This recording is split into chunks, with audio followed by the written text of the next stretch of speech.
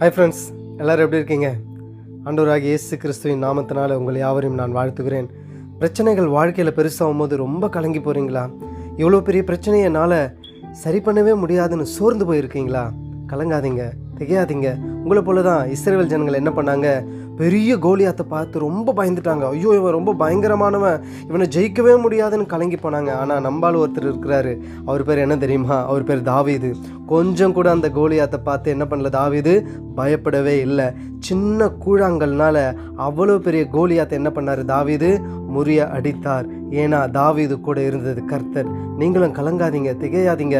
கோலியாத்து போன்ற பெரிய பிரச்சனைகள் இருக்கலாம், சூழ்நிலைகள் எல்லாம். இந்த பிரச்சனை உன்னால் ஜெயிக்கவே முடியாது, இதிலிருந்து நீ வெளியே வர முடியாது, அவ்வளோதான், முடிஞ்சு போச்சுன்னு சொல்லலாம். கர்த்தருடைய நாமத்தினால நான் சொல்கிறேன், உங்களுடைய ஜெபமாகிய கூழாங்கல்லை நீங்கள் கையில் எடுங்க. நிச்சயமாக ஆண்டவர் உங்களுடைய வாழ்க்கையிலையும் ஒரு வெற்றியை தருவார். God bless you. Amen, amen.